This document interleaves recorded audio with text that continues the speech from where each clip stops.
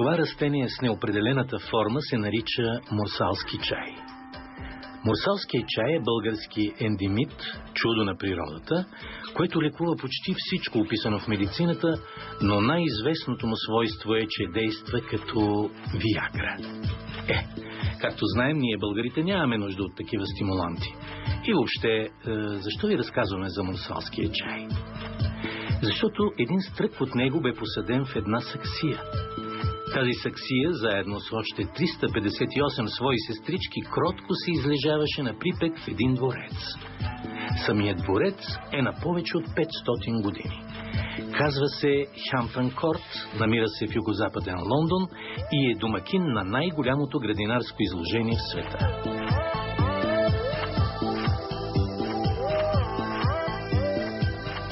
На изложението в Хемптън Корт Палас можете да видите едни от най-добрите градинари в Англия и едни от най-красивите градини, които въобще въображението може да допусне. Всяка година шоуто се посещава от над 160 хиляди души, а според изследванията посетителите са едни от най-богатите хора в Обединеното кралство.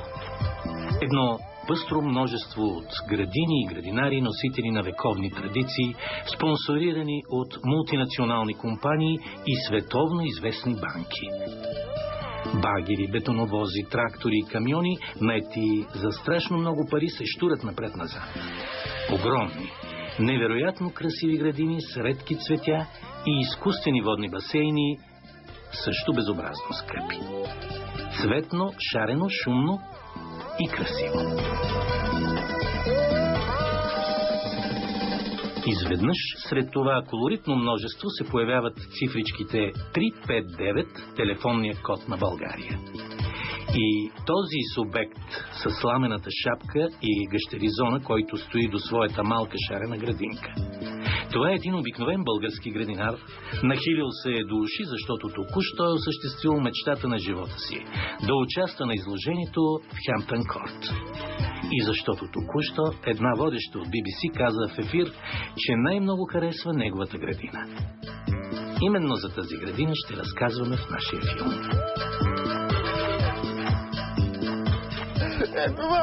Това е живота. Аз за това съм много щастлив. Днеска като го чувам всеки ден по 20 хиляди пъти. България. Какво ти остава, бе?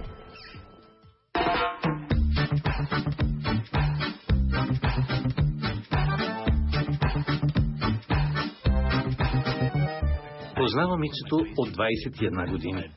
Имаме много общи спомени, макар доста фрагментирани и после възстановени предимно от очевидци. Спомените се губят някъде в началото на 90-те на миналия век, обгърнати от тежки алкохолни изпарения, главно от мастика, мента и всичко, което пият студентите, които нямат пари. И безкрайни разговори за кино, музика, палави жени, Платон и Аристотел, Илф и Петров, Хосе Ортега и Гасет, който в малките часове на нощта се превръщаше в три отделни личности. Цветята като у нас хората са едни и същи. Едно и също нещо иска. Да му е топличко, да му е светличко и да има влага. И то се цъфти. Струва ми се, че за тези 20 години с Христо не сме се променили много. За това време около него се смениха 3 тавански квартири, 5 работодатели и около 9 жени, повечето интелектуалки с къси прически, но той си остана един и същ. Напомня ми на онази стара статуетка на Чарли Чаплин. Джентълмен, поет, мечтател, който вижда красивото във всичко около себе си. Но едно негово качество ми бе обягнало. Умението да запалиш стойностни хора и истински приятели, които да те подкрепят в щурата ти идея, да ти повярват и да останат с теб до край. Как успях да събера толкова много приятели? Държах се много искрено, честно, вярвах в това нещо. Това мисля, че е разковничето.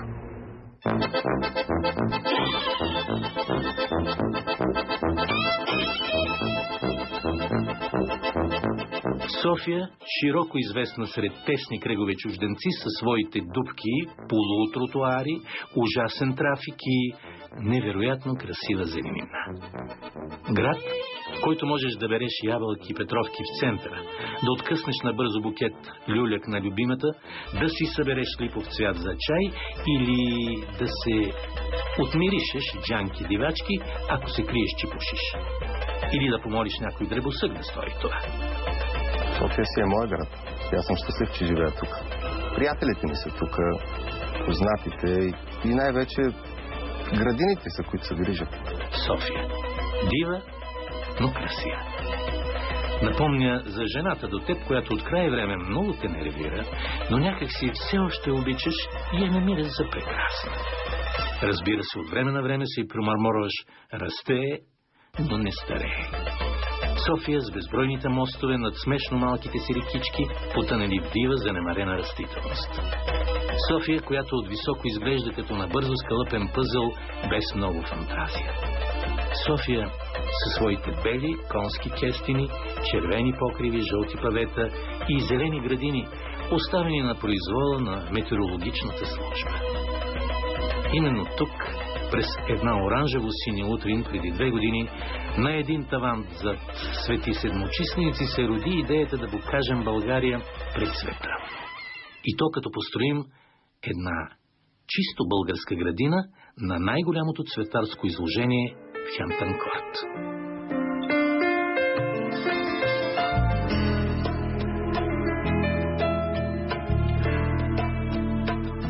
Един чужденец каза наскоро: аман от вашето кисело мляко, розово масло и ракия. Покажете най-сетне на света какво друго можете. Може би затова прекрасната таванска идея за българска градина бързо се разви и заживя собствен живот. Тя започна да привлича около себе си много прекрасни хора. В един момент идеята толкова се разрасна, че Христо вече не можеше да я контролира и я остави да се случва както може. Единственото, което правеше, бе да се моли да се случи по най-добрия начин. В прилив на вдъхновение сложи едно 359 отпред, за да я предпази. Ще попитате, защо 359? Това е международният код за набиране на България. 359. Това са първите 3 цифри, които набираш, когато искаш да чуеш близките си, ако си далеч от тях. За около 1 милион българи в странство те са първата асоциация с родината, а ръката ги набира механично. 359 са и първите цифри, които набират чужденците, които искат да се свършат с нас. Той тук е един акъл даде един приятел. Вика: защо не направиш една градина по изворът на Белоногата? И те там имам 18 цветя. Реших да използвам тия, които ги цъфтят сега в момента юли месец. И така, в един прекрасен ден, пак на същото таванче зад Свети Седмочисленици, един изгризан молив тегли финалната черта под сметките и се оказа, че за осъществяването на градината трябват 320 000 лева. Капиталът, с който разполагаше Христо по това време, бе 0 лева и 0 стотинки. И по-шантави неща съм чувал, макар че в момента мога да се сетя за нито едно такова. Но разбира се, липсата на пари не е пречка за нас, българите. Казват, че в България нищо хубаво не може да се случи. Но Христо нали си е мечтател и малко луд се усъмни в това и започна да действа. Стартира кампания за набиране на средства чрез дарителски СМС-и и символично купуване на саксии. Първият СМС бе изпратен от Мартин Заимов. Видя ми се доста екстравагантно в първия момент и човек обаче е симпатичен. И тази комбинация между симпатичен и, да го кажа, необикновен, необичаен, странен човек е много важна, защото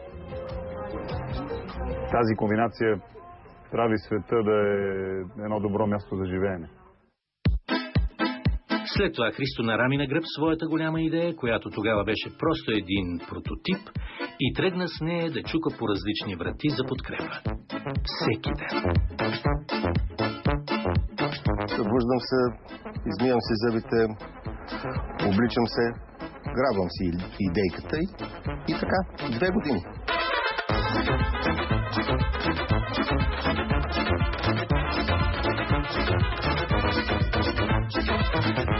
Повечето врати въобще не се отвориха. Други се открехваха, едва отвътре се показваха влажните зачервени очи на чиновника и след това веднага мандалото хлопваше. Какъв е този луд, който ни разваля спокойствието? Я по-добре да спуснем резето и да затворим кепенците за всеки случай. И да заковем прозорците, ако обичате. Имаше и места, където вратите леко се открехнаха. За Христо това бе достатъчно, за да се провре вътре и да пита. Но на излизане той не изглеждаше никак щастлив. От мечтата му бе останало толкова малко, че се събираше в шепите. Разбира се, имаше и такива, които го подкрепиха. Малко, но ги имаше. Именно те му помогнаха да запази вярата си. Вероятно, често си е мислил, че може и да не успее. Никога. Няма такъв момент, в който не съм знаел или да съм се оплашил. Нямах никакви притеснения, знаех, че ще стане. Вярвах.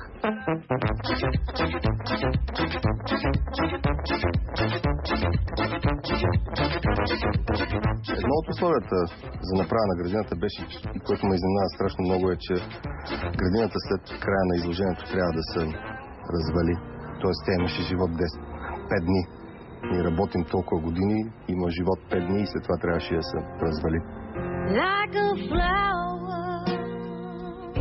И тъй като нямаше пари да се наемат хора за развалянето на градината, тя трябваше просто да бъде раздробена на малки парчета още преди създаването си, за да може по-лесно да се пренесе. В това време идеята за българската градина ставаше все по-популярна. Отвориха се врати в големите медии. Подкрепиха много български интелектуалци, политици, хора от всички слоеве на обществото. С колко хора се запознах по време на кампанията? Те само във Фейсбук са ми приятели от над 1000. Смятам, че поне на 4000 човека съм говорил най-малкото. Бяха изпратени 715 СМС-а. Други хора символично си купиха саксии, общо 75 на брой. Ей така, само заради позитивната идея. Една саксия струваше 120 лева. Огромна част от хората помагаха с безплатен труд, идеи, време и прочие. Ентусиазма е някакси много заразителен и тъй като малко ентусиасти срещаме напоследък, като че ли това е малко като бялата лястовица, така.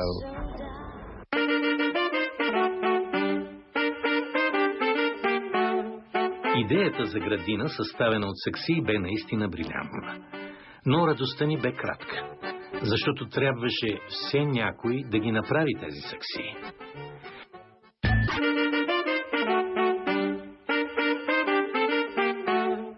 Идеята за градина, съставена от саксии, бе наистина брилянтна. Но радостта ни бе кратка, защото трябваше все някой да ги направи тези саксии. Нещата се усложняваха все повече и за пореден път излизаха от контрол. След поредица разговори с производители и дълго плюнчене на молива в тефтеря, в последния момент се намери начин саксиите да се произведат малко по-близо от Китай, в един Пекин.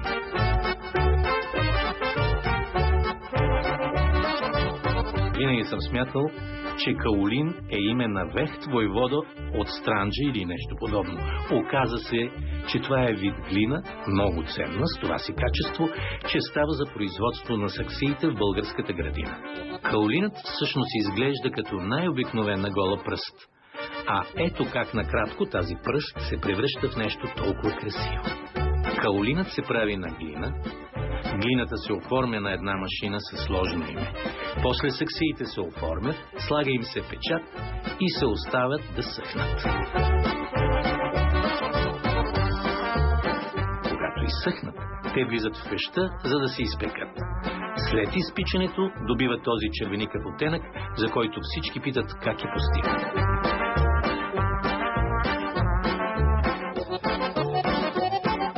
И един прекрасен ден над равното Софийско поле се разнесе мълвата, че саксиите са готови.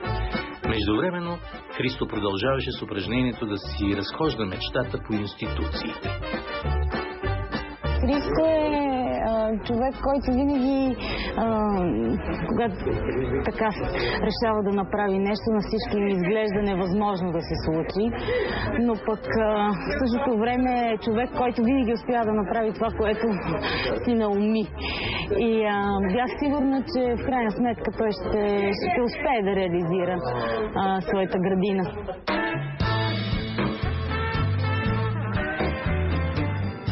Шоуто в Хемптън Корт започваше на 4 юли. Но наближи краят на юни, а ние все още не знаехме дали ще заминем.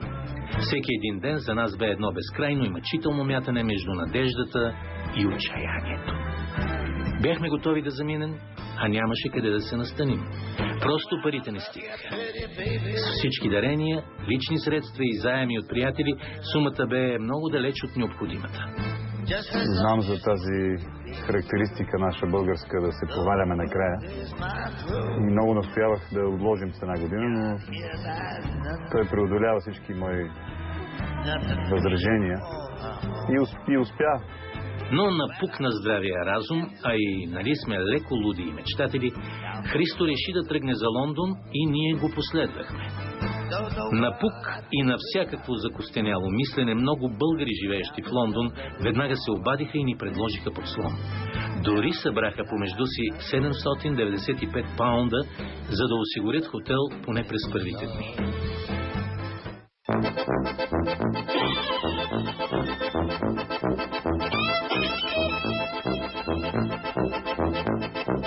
И така, пристигнахме в Лондон тъкмо на време. То всъщност, когато и да пристигне човек в Лондон, все е на време. Не се обадихме на кралицата, за да не я притесним излишно. Не се обадихме в парламента и адмиралтейството, пак по същата причина.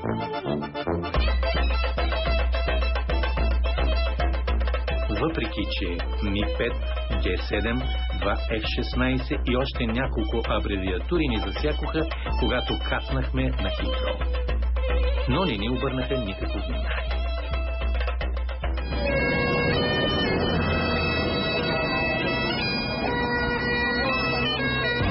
Always look on the bright side of life.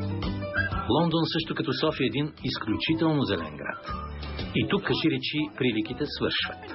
София с околните села и перничани наброява в най-добрия случай 2,5 милиона. Лондон е 15 милиона. София има 2-3 барички, които ние гордо наричаме реки, а Лондон си има Темза с безброй канали, романтични ръкави и слънчеви островчета. София има Орлов и Лъвов мост, а Лондон има Тауър Бридж, Уестминстър, Милениум и още над 30 моста. Двоетажни автобуси, олдскул таксита, огромни паркове, весели площади, шарени тълпи туристи, 100 годишно метро, 200 годишни дървета, 500 годишни дворци. Да не забравим най-високото виниенско колело в Европа, галерия за модерно изкуство, театърът на Шекспир, безплатни прегръдки по улицата и прочие приятни и полезни за окото неща. Лондон е градът, който избра зелената идея за провеждане на Олимпиадата през 2012 година. Лондон. Огромен, жив, шумен и много учтив. Лондон, бившата имперска столица, днес един от най-красивите световни градове. Този Лондон пристигна скромният български екип с 3-4 куфара и около 6 тона надежда.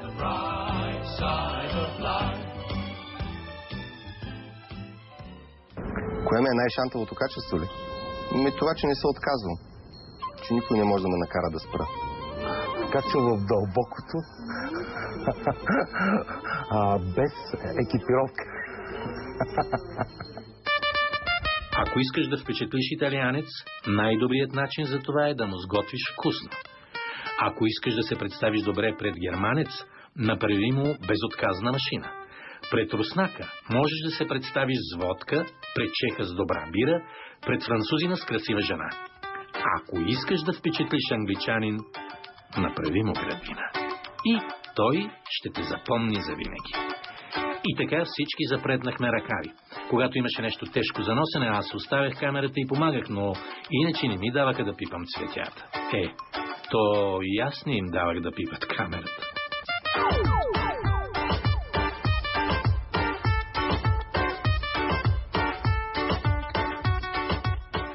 Първоначалният екип, който трябваше да замине за Лондон, се състоеше от 12 души, защото имаше само 5 дни, за да построим градината.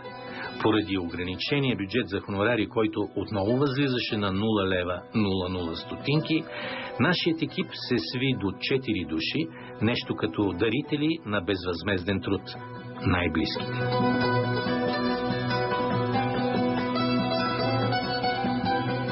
Ние българите казваме, че човек не си избира семейството и близките.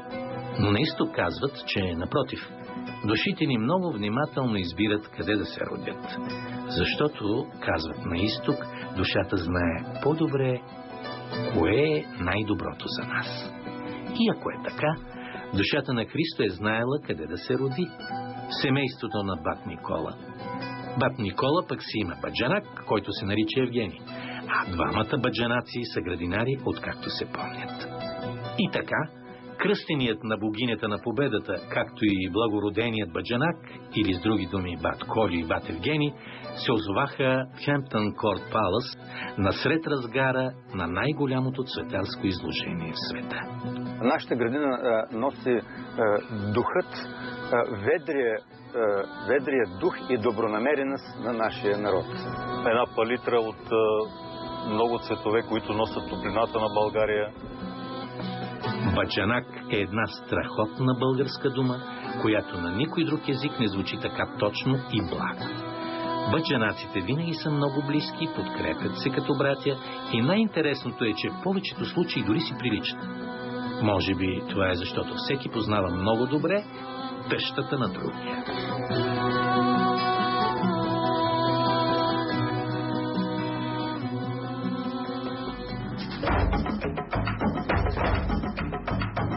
Едно цвете в България е преди всичко билка и след това краса.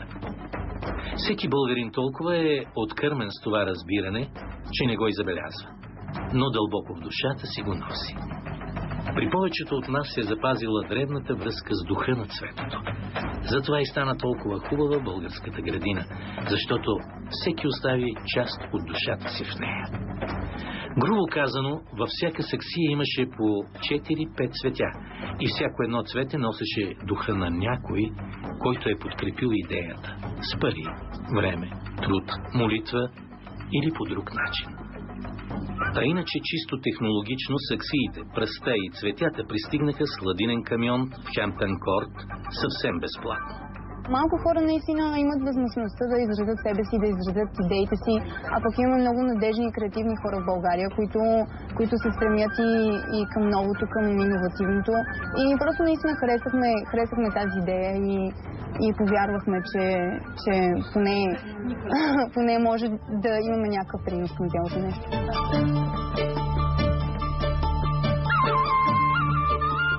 Едно от най-впечатлителните неща, които ни се случиха в Лондон, бе подкрепата на българската общност. Всъщност, ако българите не ни бяха предложили подслон, сигурно трябваше да спим по гарите или на поляната пред двореца. Едни ни предложиха жилищата си, други ни купиха карти за транспорта, дадоха ни мобилни телефони и всичко, от което имахме нужда. Трети пък помогнаха да разтоварим камиона с саксиите, пръста и цветята, общо около 3 тона и половина. Както си говорихме тогава, ние българите можем да носим много неща. Вар, цимент, алкохол, 9 дни наведнъж, саксии. Та с една градина ли не можем да се справим? Хайде де! Българите в Лондон са изключително добре организирани, обединени и готови да работят много активно за каузата България. Според народа мушкатото увяхва само когато се уринира върху него. Тази поговорка толкова ни е влязла в съзнанието, като че ли няма друг начин да уморим мушкатото. А се оказа, че има. Бат Ники, не дай да разправяш такива работи. Всичко си е много добре. Пристигнахме цялата градина, започнахме да я изграждаме. Посрещнаха на температури някъде към 37 градуса. Всички казаха, че това било нечувано нещо в Лондон. Почнахме да нареждаме градината. Е това, което е зад мене, го виждаш какво стана. Мушкатото ни се скапа. И той каза, не може така. И увехме. И съответно тук така всичко това, което в момента сме разровили, беше с мушкато. Но решихме, че трябва да направим план Б. Нямахме такъв. Но някак си подсъзнателно Христо вярваше или по-скоро знаеше, че нещата ще се наредят. И те наистина се наредиха прекрасно. Появи се един градинар, който толкова много хареса Христо, че му подари колкото цветя му трябват. И този градинар не бе случайен. Казва се Джон Уитли и е един от най-добрите в този бизнес в Англия. Boogie caravan, boogie caravan, boogie caravan, boogie caravan, boogie caravan, boogie caravan, boogie caravan sarai. Срещнах Христо през първия ден на шоуто и веднага между нас се зароди приятелство. Прекрасен човек. Той донесе великолепните си сакси от вкъщи и аз наистина съм доволен, че го срещнах и се запознах с него. И му подарих няколко цветя. Когато му дадох цветята и той ме опита защо ми даде цветята, аз му казах, че се чувствам прекрасно да помогна на приятел. Ние сме приятели на това изложение и той трябва да бъде горд с това, което направи. Аз го питах, Джон, ти защо ми помагаш на мен? И той ми каза, ми дойде да поискаш от мен помощ. Аз не знаех кой е. Просто видях една голяма градина, видях и ни растения, от които имах нужда. Отидох и питах кой е собственика. Когато си позитивен и вярваш в доброто, нещата накрая се нареждат. Без да правиш планове и без да се опитваш да контролираш. Защото, както обикновено става, Божиите планове не съвпадат с твоите. Но те винаги са по-добри и нещата се нареждат не както си очаквал, а по по-добрия начин.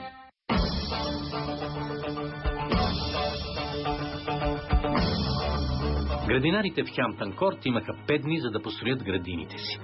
Всички участници в шоуто бяха спонсорирани от големи компании с още по-големи пари. Може би по тази причина тук бе докарана цялата земекопна и строителна техника на Лондон. И наистина бе голямо удоволствие да гледаш как на голата поляна, в нещо като тромав балет, с прецизна технологична стъпка, бавно танцуват тежките машини. И една по една изникват невероятните градини на изложението в Хемптън Корт.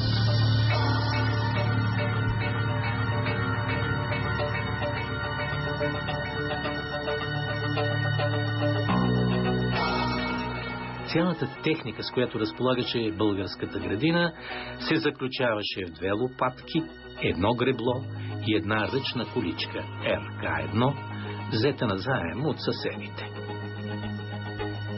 И докато градините изникват една по една от нищото, нека направим кратка разходка из градините на самия дворец Хемптън Корт, за да добием представа за цветарските традиции в Англия.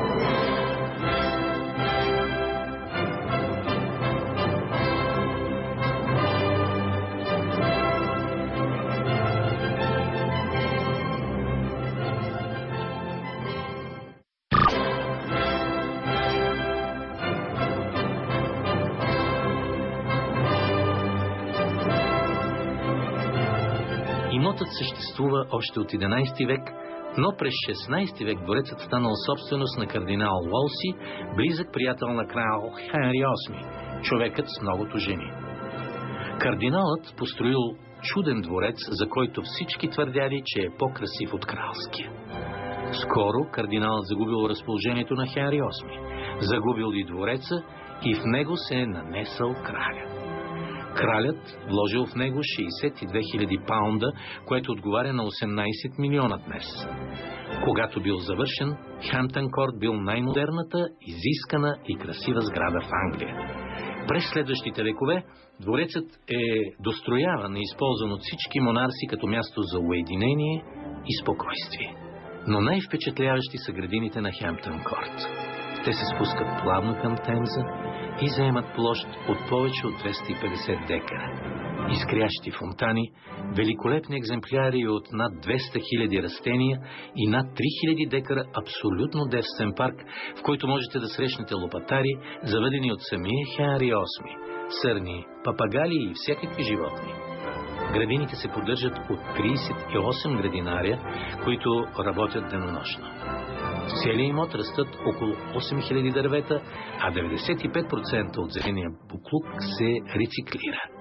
Източните градини са били парк по времето на Хенри VIII.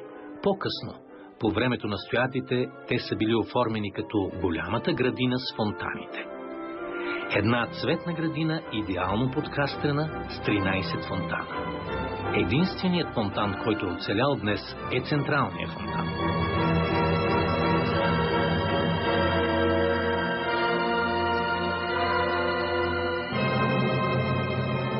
Но, може би, най-известна е тайната градина.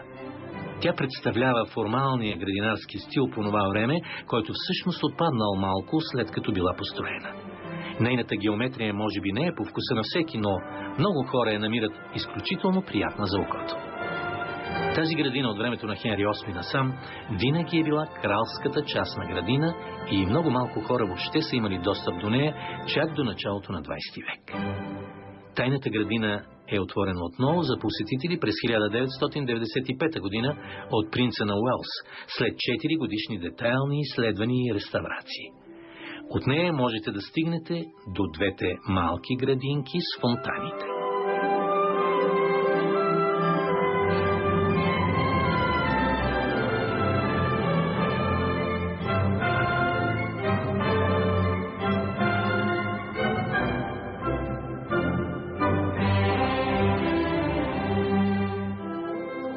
И така, бавно, както казва Вазов, и полека, пак според същия автор, българската градина доби своя окончателен вид. Надявахме се да има интерес, но не очаквахме, че хората ще бъдат толкова впечатлени. Оказа се, че преди време саксиите са били на голяма почит в градините на острова, но не и тези с правоъгълна форма. Хората бяха впечатлени от смелостта и хаотичната красота на българската градина.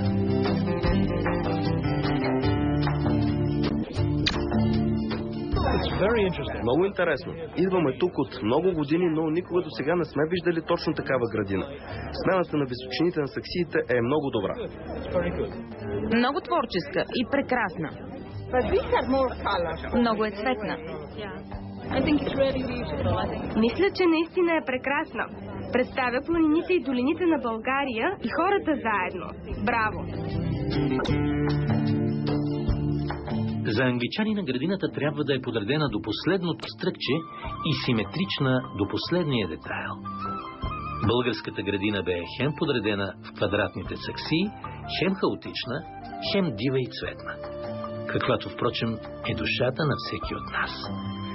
Това смесване на стиловете направо подлудяваше посетителите и те се тълпяха, за да видят чудото.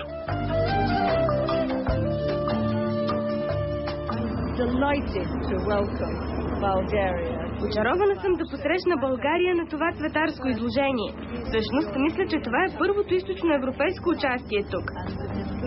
Очарована съм и да представя тези 359 саксии, пълни с великолепни цветя.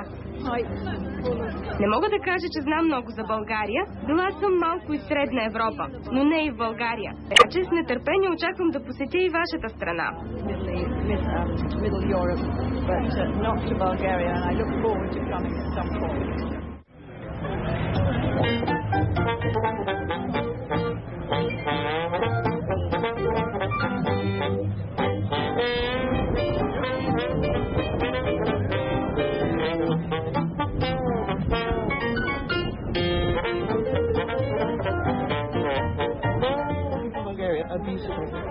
Българите са прекрасни и всички мъже са красиви. Имат прекрасен усет за дизайн и красиви цветя.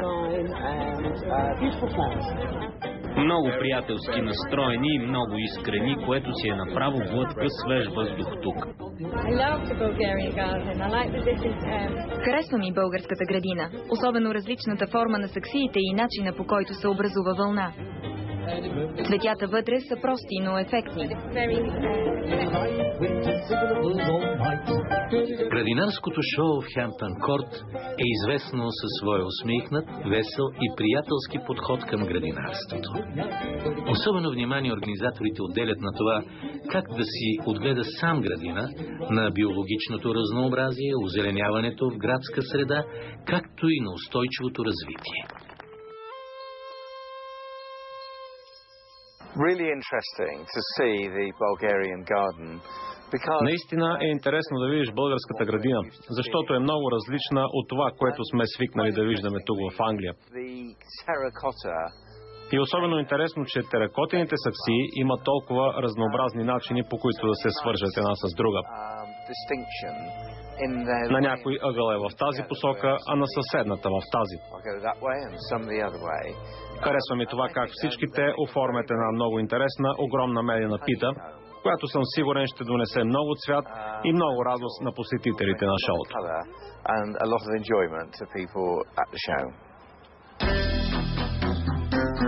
Билетът за шоуто в Хемптън Корт струва около 30 паунда, което си е доста дори за английските стандарти. За сравнение, обиколка Сокото на Лондон струва 18 паунда. Хората отиват на изложението да си купят цветя, да се порадват на фантазията на градинарите, да обменят опит, както и да се вдъхновят за своята собствена градина. Имаше 4 или 5 входа към шоуто и на всеки от тях опашките бяха еднакво големи. Когато чуеш на 20 000 пъти на ден България и думата Brilliant, Marvelous, Clever,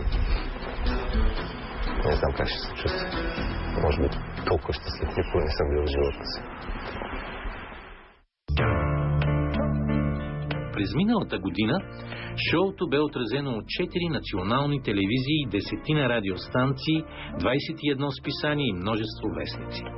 Повече от 1,5 милиона зрители са гледали шоуто по BBC, а това прави близо 8% от всички активни зрители на Великобритания. На една огромна площ са разположени градини, павилиони с цветя, всякакви аксесуари. Както казахме, англичаните са луди на тема градина. А тук можете да намерите наистина всичко, което ви интересува. От лопатката и ръкавиците до статуите, беседките и шезлонгите. И лошото време въобще не бе проблем за посетителите. Англичаните са свикнали на лошо време, а пък ние бяхме толкова ентусиазирани от интереса, че въобще не му обръщахме внимание. И в един миг, като че ли цялата лудница спира. Множеството от сини чадъри, розови шапки, къдрави бабешки, прически и червени дъждобрани се размазва в едно огромно, цветно и приятелско петно. Красиво е и спокойно.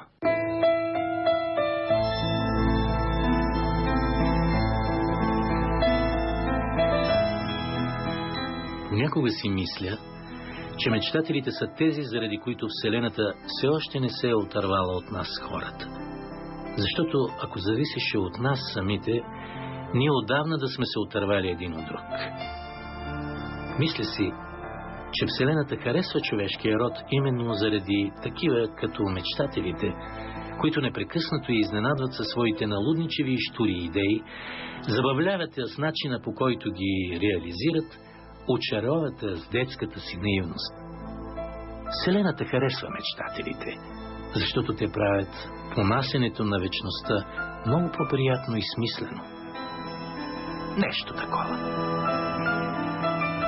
Най-шантовото качество на Христо, че е абсолютен мечтател. Той е човек идеалист. И това ми харесва в него. И затова винаги ще го подкрепям във всичко, което прави. Мечтател, който мечтае и сътворява мечтите си в реалност. При всички положения мечтател, защото трябва да си мечтател, за да направиш нещо такова. Силата му, енергията, която има в себе си, той нищо няма какво да го спре. И така, една китна и шарена градинка, пъстра и цветна по-български, съставена от 359 секции, разположена на 35,9 квадратни метра, привлече вниманието на посетителите на най-голямото градинарско изложение в света в Хемптън Корт. Една градина непретенциозна, но топла и уютна. Такава, каквато би изглеждала в двора на село. Градинка, която можеш да вкусиш с сетивата си и да почувстваш с корените си.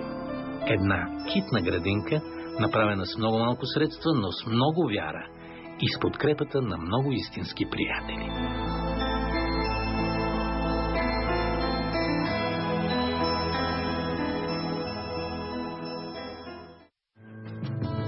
Да, разбира се, повечето от цветята в българската градина не са български по произход.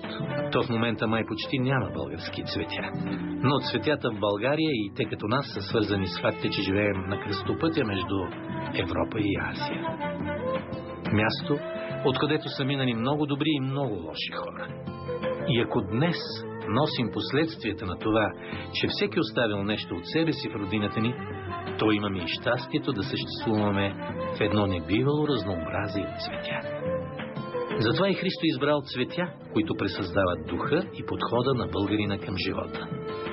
Българското цвете е диво, ярко, свободно, такова, каквото можеш да видиш да расте на воля пред блока, край пътя, на поляната, в градината на баба си.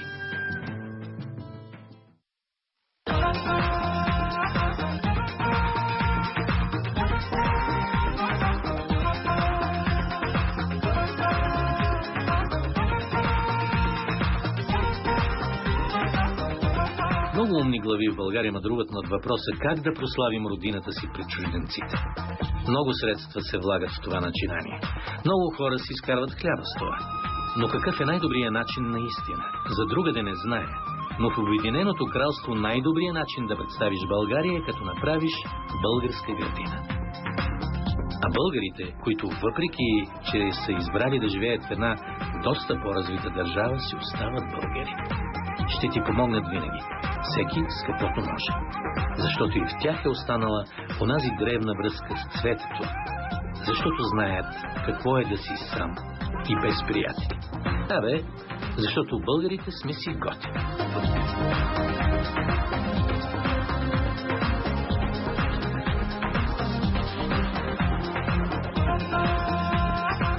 А приятелите, те знаят, че има нещо много по-голямо от нас. Това е мечтата. А да осъществиш една мечта не е достатъчно само да мечтаеш. Не е достатъчно и да действаш. Трябва да вярваш в себе си. Да не се съмняваш в благоразположението на съдбата и най-важното, ама наистина най-важното, да си останеш дете. Повярвайте ми, това качество на невинността много лесно запалва и останалите хора. В тази градина днес няма нито една стотинка, която да носи корпоративен, меркантилен или какъвто да било принцип. Тук са вложени парите на хора, които искрено вярваха, че това ще се случи, и енергията на хора, които искрено вярваха, че това ще стане. Струва ми се, че това е единствения смислен пиар, защото общите реклами, които харчат огромни бюджети и които ефектът е почти нулев, всъщност не създават никакъв имидж за държавата ни. Даже не се и чува за нея. А пък това е нещо, което е страшно простичко и в същото време отзвука е много широк. Смятам, че това беше една страхотна инициатива и резултатите са на лице. За мен това е идеалният начин да се лобира, да се покаже на хората, че България има и хубави неща. Мисля, че в България липсва като цяло позитивната информация, позитивния дух, добрите неща, и когато им се предложи една добра кауза, една интересна идея, една интересна инициатива, мисля, че хората имаха нужда от това. И ако питате сега Христо, трудно ли беше? Той вече е забравил колко стотици пъти е стигал до отчаянието, колко нощи не е спал, колко пъти се е надигал от земята, изступвал е пръвта от измачканите си дрехи и е продължавал напред. Сега той просто ще се усмихне и ще ви каже, че мечтите се сбъдват. Стига да вярваш и да не се взимаш прекалено на сериозно.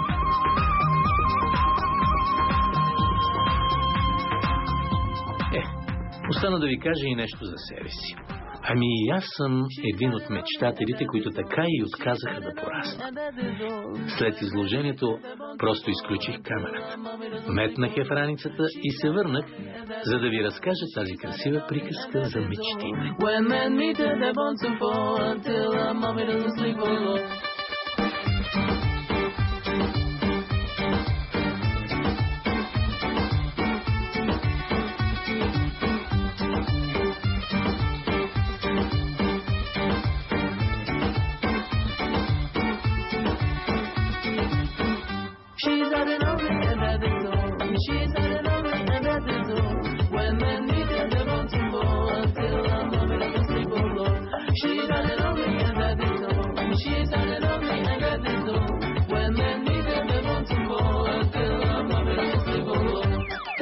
All the young girls to the book. The book of Vida. The book of Vida. All the young girls to the book. The book of Vida. The book of Vida.